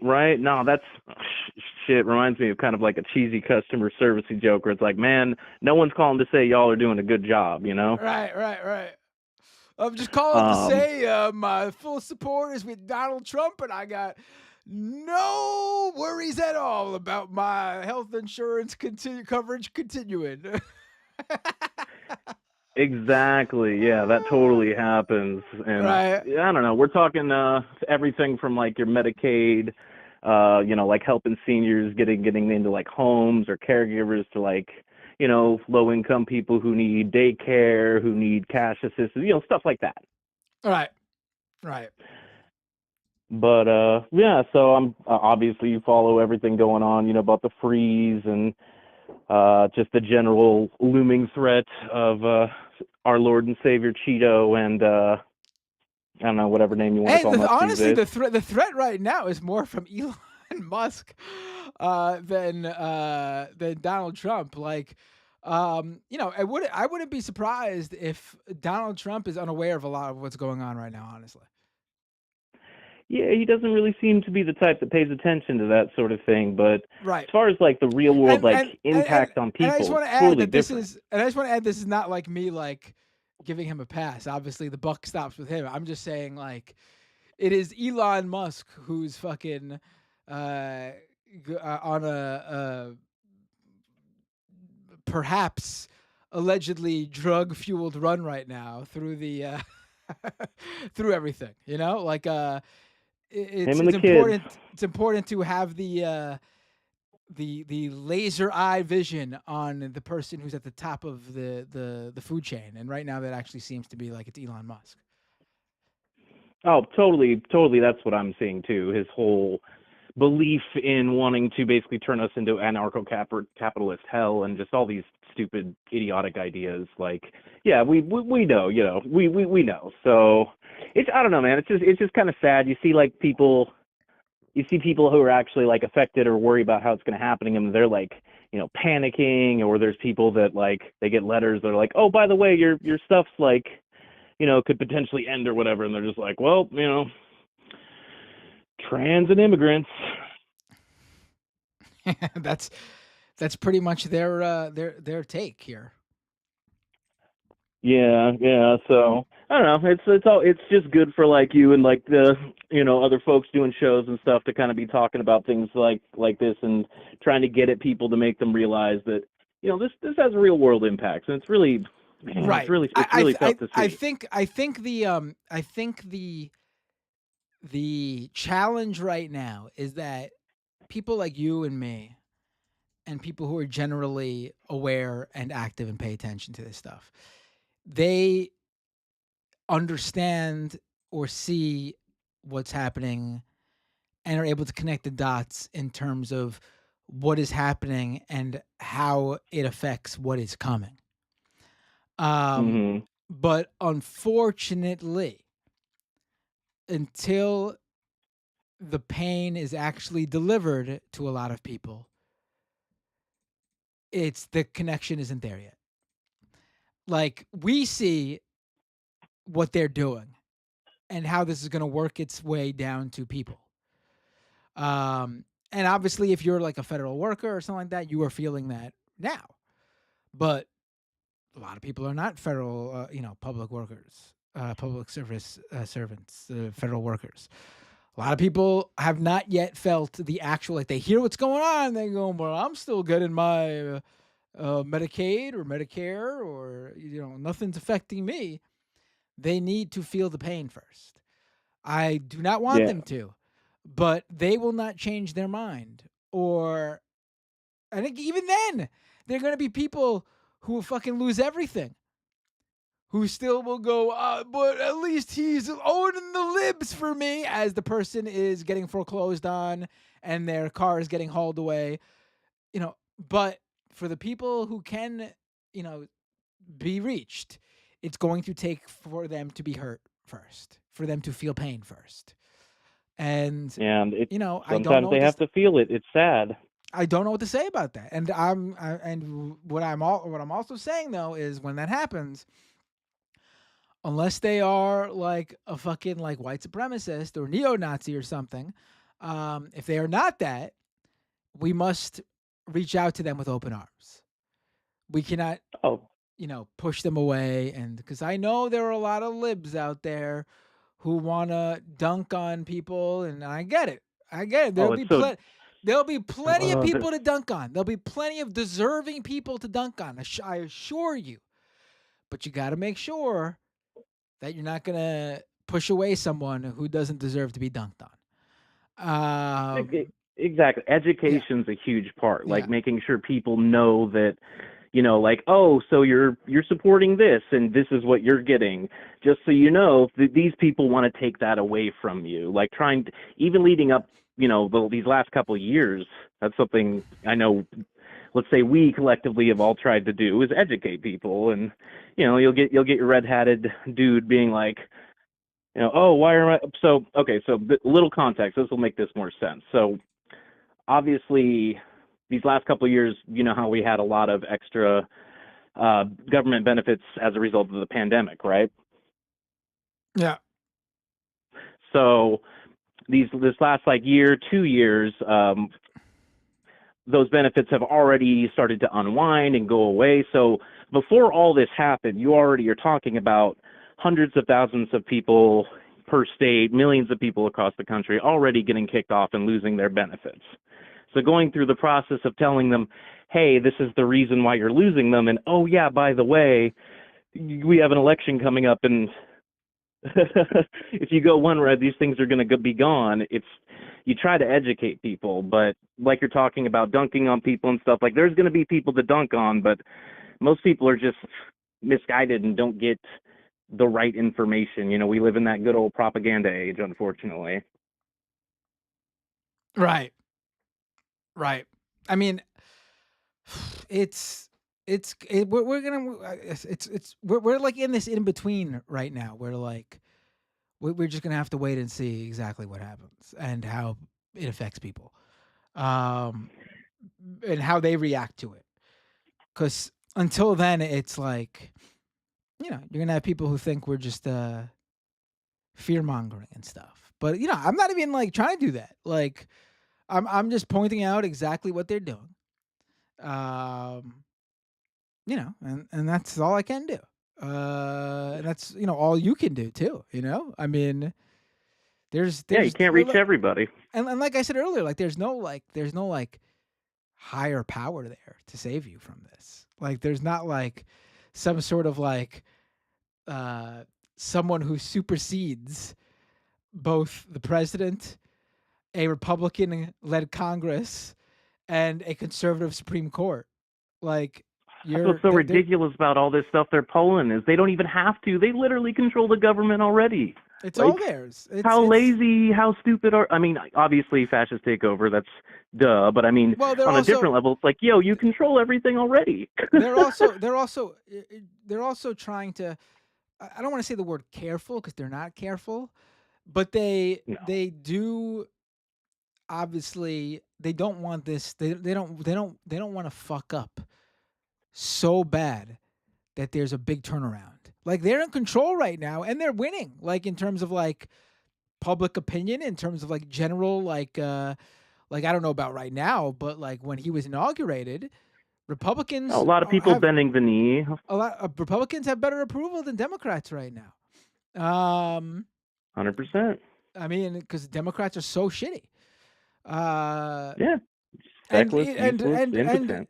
and the Democratic base, liberals, are realizing that too, which is great. I am happy to join hands with the libs Oh, totally. to take down the Trump administration, but they need to understand that to take it down, they cannot depend on the Democrats. There needs to be someone else.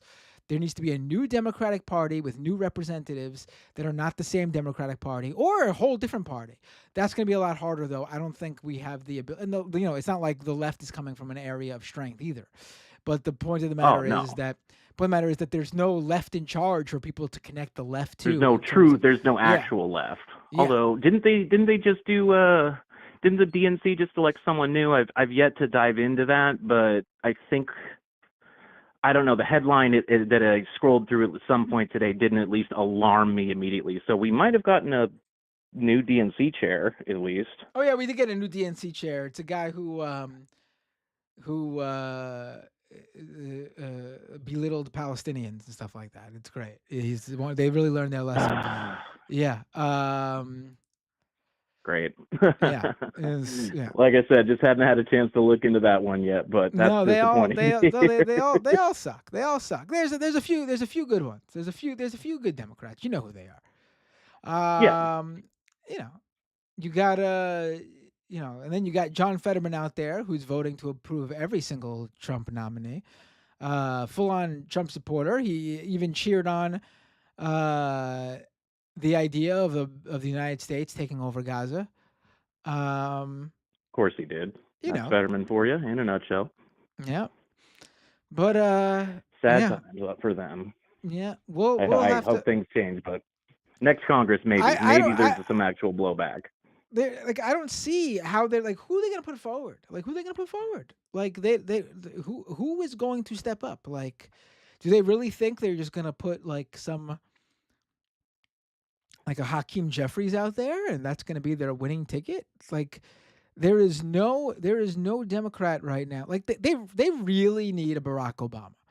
Whatever you want to say about Barack Obama, they need someone who's able to fucking connect to people.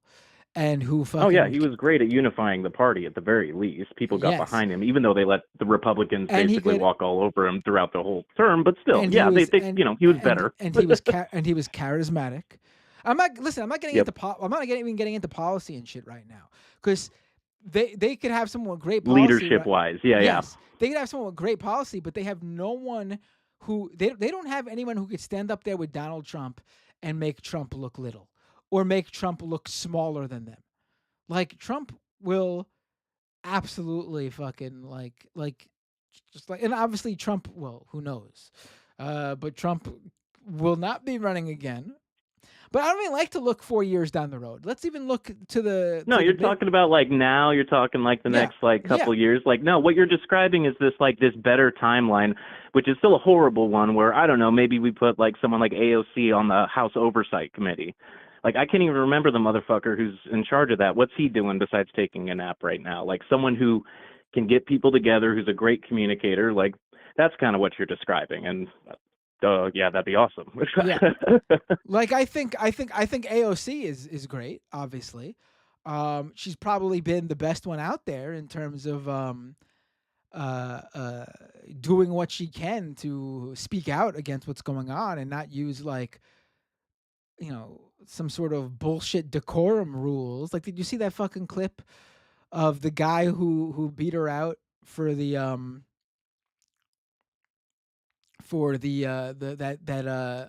what's his fucking name? Connolly, I think it is. I remember seeing one about some like annoying Republican being like tranny over and over. Yes, that's exactly it. Yes. So Jerry Connolly is the one who, the Democrat, 70-something-year-old guy, House Oversight Committee, top Democrat. And there's a clip going around of fucking Nancy Mace using the T slur, saying tranny in Congress. Oh, And thank you he for censoring that. I should know better. Appreciate that. no, it's we're talking about it. People should know. Yeah, yeah, yeah. Yeah. I didn't. So thank It's you. okay. Thank It's you. okay. It's okay. We know when you're covering stuff. I think it's a little bit different. Because she didn't say T word. People need to know what we're talking about here. She It she was said it. not good. Yes. And Connolly fucking's like, well, the gentlewoman here is she said a slur that's harmful to the LGBTQ community, and She like, violated the and decorum. Oh and she no, my monocle. right, and Nancy Mace just comes back in repeating it even more. It's like, come Yeah. on, like, show some fucking like, where's your spine? Like, you got to fight back at these guys like they do. Like, Yeah, but not it's not like, just the can literal we fight back. You got to galvanize people, can give we them something to strike root her? for, to get behind. Yeah, like, come on. Load of crap, all of that. But oh well. So yeah, hopefully all of our shit doesn't get cut. Probably will, but just got to keep holding on, right? Yeah. So We'll do what we can. Right. All right. Thanks for the call, yeah, though. so Great appreciate call. you, bud. Have a great night. Yeah, man. You have a good night. All right, folks. What am I saying? That's the calls for today. I'm gonna read super chats now. What happened to the call system? I can't even find the window. Okay, here we go. That's the call-ins for today. I'm gonna read the super chats and everything that you wrote here. Let's get right to it. All right, Bay Photo with a super chat. DOGE stands for Department of Gooners Emasculated. It's pretty good. Kowalski with a super chat. The Republic will not fall to a meme. JB, guide us. Renee with a few super chats. I'll read them all. Was Luigi Mangione 007 because there's a supervillain with Social Security info? SSI info. My bad, I read it wrong. This third world says that Empire now rampages inward. They sound Zoot Afrikaans mostly. Chris, aka I can't even read your whole username. Where'd it go? Cult of Personality Birch with a super chat. Certified Doge Boy, certified Fredophiles. Wop, wop, wop, wop. Fuck him up, Binder. John Fetterman / Matt Binder 2028. What? No. 25th Amendment, then Binder as Prez. Oh, okay. What? Renee with another super chat. It does give Halderman Department of Dirty Tricks vibes, Papa Binder. Andy Cole with a super chat. I find myself saying the same thing I said every day during the first Trump administration. It can't keep going on like this, but it did and it will. The only hope is that they just fucking overwhelm themselves. Because remember how much they wanted to do and how much they could have got done. And while they did do a lot of harm, they didn't get done everything they wanted to do. It could have been a lot worse. And I'm saying this after it was pretty bad. Ryan Lennon fan says there's no way USAID's collapse is not a net positive for the global workers. It's directly a mechanism to suppress the third world. Listen, do I agree with you? Yes. In terms of what you said at the end there. Do I agree with you in totality? No. I mean, obviously, there was funding towards truly good things. Could we do without the coups and funding of opposition groups to various governments that we shouldn't be? Of course. That's why I'm saying there's plenty of things we could cut out. Do we do away with the HIV and AIDS care funding? Do we do away with the World Hunger aid funding? Do we do away with the helping out children in impoverished countries funding? No, I'm sorry. That's not a positive force. I'm sorry. It's just not.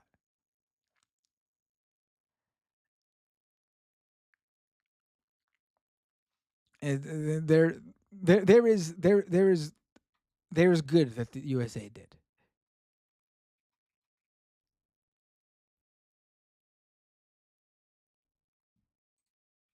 T King with a super chat. Best creator needs daily content. I appreciate it. I wish I could. I'm really trying to do more.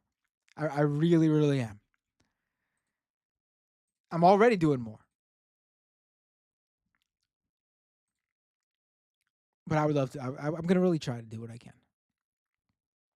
Renee with a super chat. Red is good, Josh, during the new year, though. Sorry, Maoists.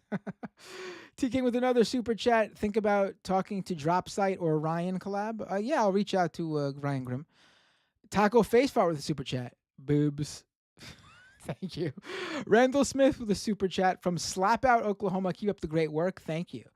Jeremy Walker with a super chat. You have the majority. I read this one earlier, but you have the majority report spirit when it comes to subscriptions. LOL. We get it, man. No worries. Alexander with a super chat. First YouTube on my new phone. Nice. Thank you. With a Canadian flag. Thank you, Alexander. Missing Futures became a YouTube subscriber. Thank you so much. Like a member on YouTube. Jazz Masood with a super chat. Gonna go punch emoji, authority emoji. Kowalski with a super chat. Egg prices seem to be going up. Doge did this, right? T King with another super chat. You should do a vid with Mike Poole. I would love to, yeah. I don't want to, but like, I don't think he would want, like, what would I, maybe he wants to talk about, maybe he'll have plenty to talk to me about, but like, if you think like we're just gonna talk about his son, like, I don't think he'd want to do that. I get it. Listen, if my kid grew up with different politics than me, that's fine. Obviously, I'm not gonna. I wish, whatever. What can you do about it? But I wouldn't want to rag on my kid. I get it. Well, maybe I would do shows disagreeing with him publicly. Probably would do that. What am I talking about? I would totally go on shows and own my son.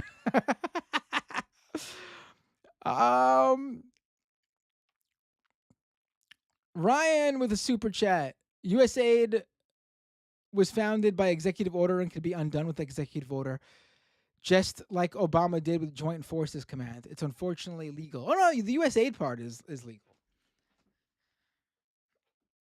The illegal part, and I don't think anyone's saying the USAID thing is illegal. The illegal part is the other agencies that DOGE is rifling through. I don't think I even brought up USAID until the very end of the episode when I was in like the free half of the show. The DOGE stuff is them going through like the Treasury Department and stuff. Tokyo Hans with a super chat. Came in late because work made me work. Just got my popcorn done, and now the show is ending for today. See you all tomorrow for Leftist Mafia. Sorry, Tokyo. And Davo with a super chat. If you think handling all that foreign aid money to Palantir is going to help foreign workers, you have lost your mind. Well, how much of it? What of it went to Palantir? Like, I'm looking at like aid for like charities and stuff. There are slews of charities that received aid.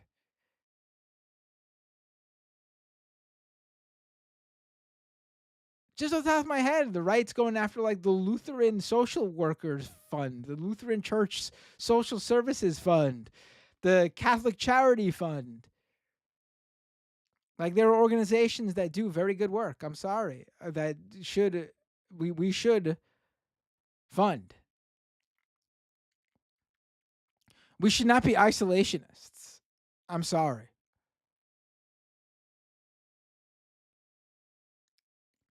The left should not be isolationists.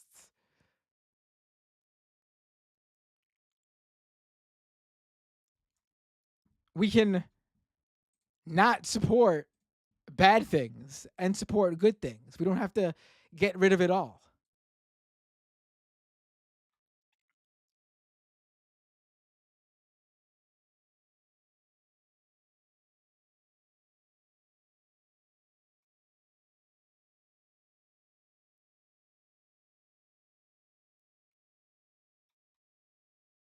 Is my volume really low? I don't get why. I saw a few people say that.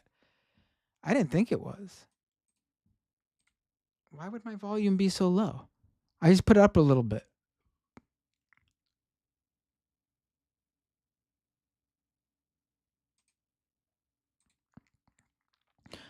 Faye Day with the super chat. Shit at the CDC is crazy right now. We'll call later. Once again, I want to say if you have any information to share,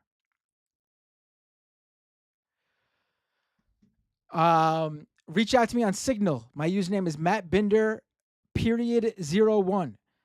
Signal usernames require numbers at the end. But all that shows you is like I am the first. Matt Binder on Signal. Matt Binder, period 01. Or reach out to me at my Proton Mail email address. Matt Binder at protonmail.com. These are all safe ways to reach out to me.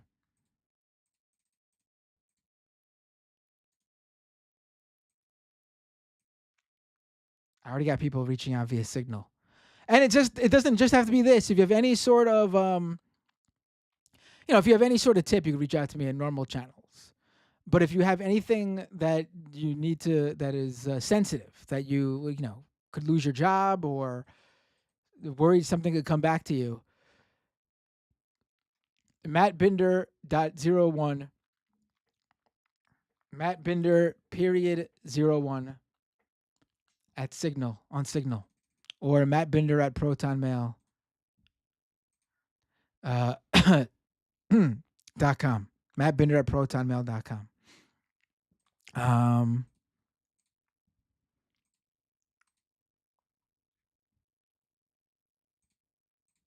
JJ Cyan 117 with a super chat. Nancy Pelosi is being primaried. Is she? I mean, I don't think Nancy Pelosi is going to lose. Oh, AOC's former chief of staff is running against her. Damn.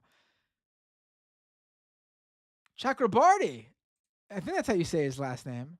I've seen it so many times. This was the guy who was there at the very beginning for AOC.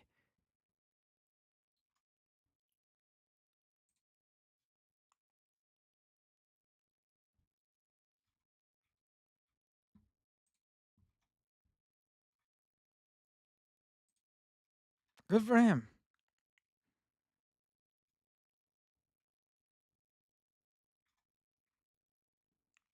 I don't think I honestly don't think Pelosi is the worst. But she represents to a lot of people the worst of Democrats. Like how Hillary Clinton has become like a figure like that. So I would support someone primarying her. Obviously, I would support someone primarying every Democrat. I'm just saying, out of the ones I would focus on, it's but to lose Pelosi would be great.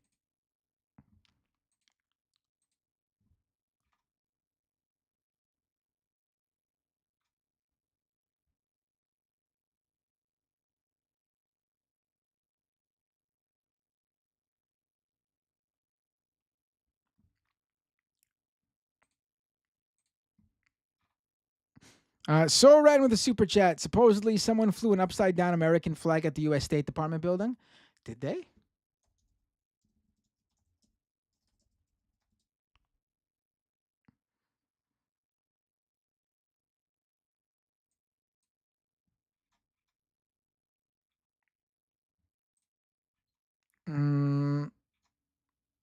Can't tell if it's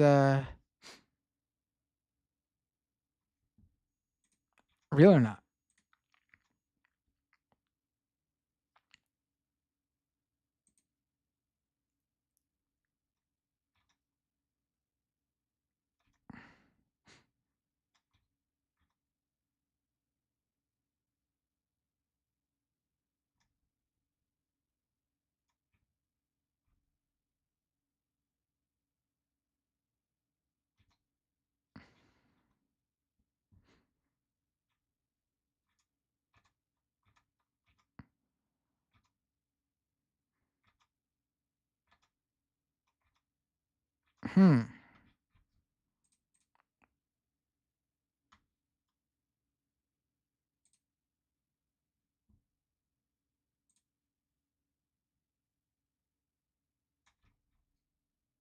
I can't tell.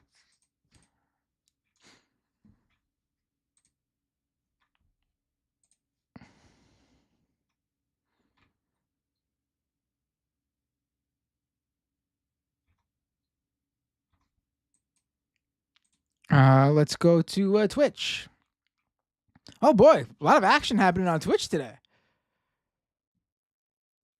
Ponderosa P and resubscribed for 9 months at tier 1. They've been a subscriber for 37 months. Quit gaming 8 months ago, bought a new car. I have an amazing new girlfriend. I make a shitload of money, and I'm buying a house this spring. I party every weekend. I'm never home. I'm enjoying life. Do yourself a favor. Stop trying to make gaming a career. It's cringe as fuck. Who are you talking to? Just people in general?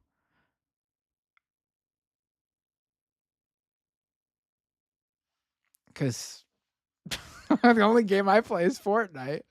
I've been wanting to stream it just for fun, so I have some streams going up. I'm not trying to make gaming a career. I don't think you're talking to me though. I think you're just generally. Oh, thank you, Boston Brian Live, for rating me before. Right said Rob, resubscribed for 1 month at tier 1, subscriber for 3 months. Thank you. Isharender Bartu. Oh boy, I'm sorry. I'm really fucking up your name. Let me try again. Isharendor Batuluk. Subscribe with Prime for the first time. Thank you so much. A golden kappa train just started on my channel before. What is that? I've never even. Right said Rob gave out 2 community gift subs. Man Shovel gigantified an emote with 30 bits. 2 Bueller used 30 bits to gigantify an emote. 2 Bueller cheered 300 bits. Valanova cheered 500 bits. A golden kappa train completed at level 2. Jeez, I don't even. A total of 4 subs and 860 bits. Thank you for the raid, Dan from the web. And folks,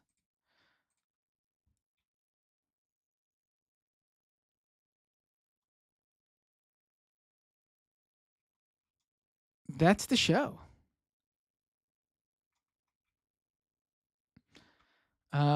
Once again, subscribe to the YouTube YouTube channel, right? youtube.com/mapbinder, twitch.tv/mapbinder, Patreon. Oh wait, someone there was a Patreon subscriber. I gotta shout them out. Sam Altenhofen with a Patreon subscription at patreon.com/mapbinder. I really appreciate it. It will help continue to grow and keep this show and my streams and podcasts going. If you'd like to support just the live streams and podcasts, go to patreon.com/mapbinder. Go to disruptionist.com to subscribe to the newsletter. It is free to subscribe to. There'll be a paid portion going up soon. I'll be pushing that hard if you can. Disruptionist.com. And that's the show. Who should I rate on Twitch? Who's on right now? Let's see.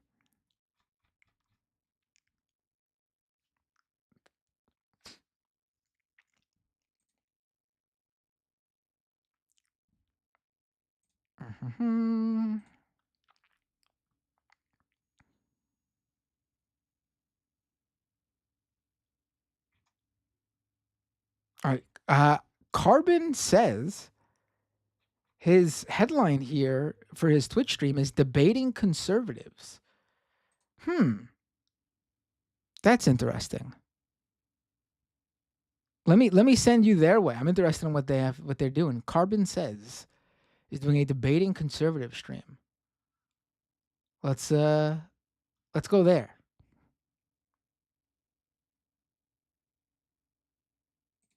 All right, folks. See you all tomorrow if you're tuning into Majority Report and Leftist Mafia. Otherwise, see you all next time on Do.